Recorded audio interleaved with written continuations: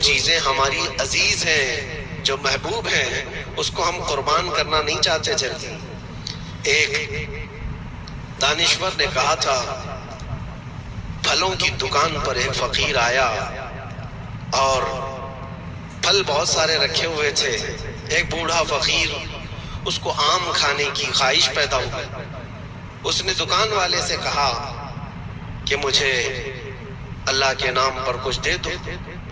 ظاہر سی بات ہے، جو چھٹے ہوئے آم تھے، جو نکالے ہوئے تھے، جن کے اندر سڑن پیدا ہو چکی تھی، وہ سائڈ کیا گیا تھا، اس میں سے نکال کر کے اس نے دے دیا فقیر کو۔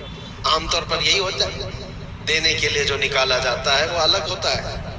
وہ لیا، تھوڑی دیر کے بعد اس کے پاس 10 درہم تھے۔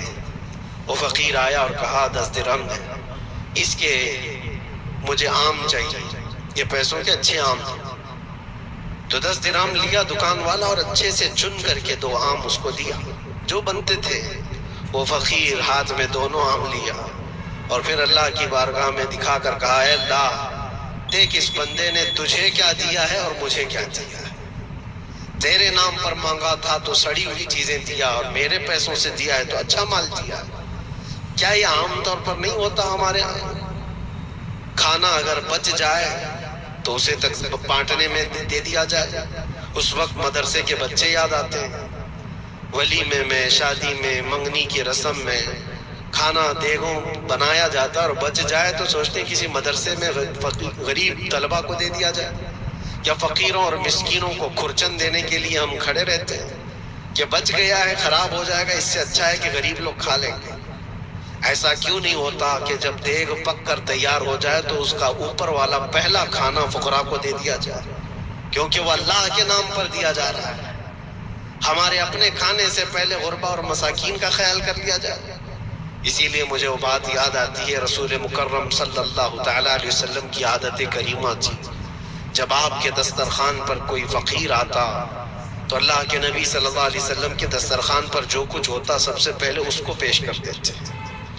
حضور پاک صلی اللہ علیہ وسلم رمضان کے مہینے میں دسترخوان پر بیٹھے ہوئے ہیں، ایک مسافر آیا بڑی دور سے، وہ حضور کو ملنے کے لیے آیا تھا۔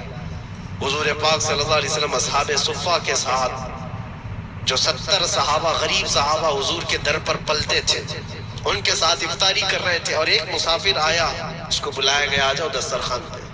70 لوگوں کے بیچ میں دودھ کا ایک پیالہ تھا بس افطاری کے لیے، اور وہ جو مسافر آیا اس کو بٹھایا گیا، بڑا بھوکا تھا، اس سے کہا گیا، لو آپ تناول کرو، آپ دودھ پی لو۔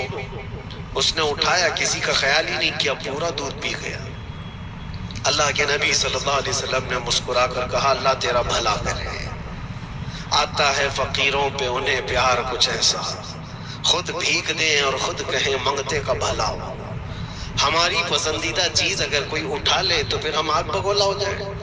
خاص طور پر اگر یہ آزمانا ہو تو رمضان میں افطار کے موقع پر دیکھیں، اپنے دسترخوان پر سے ہمارے سامنے کی چیز کوئی اور اٹھانے لگ جائے تو پارا چڑھ جاتا ہے، غصہ آنے لگتا ہے، ہم نہیں دینا چاہتے، وہ سارا اپنا جمع کر کے رکھا ہوا ہوتا ہے۔ یہی وہ امتحان ہے جو قرآن میں اللہ فرماتا ہے، اپنی پسندیدہ چیز جب تک تم اللہ کی بارگاہ میں نہیں قربان کرو گے، اس کامیابی کو نہیں پہنچ سکتے۔ ہمارا دل چھوٹا ہے، اسی وقت اندازہ ہو جانا چاہیے کہ میرے دل میں وسعت کتنی ہے، کشادگی کتنی ہے۔ آزما کر کے دیکھ لینا افطاری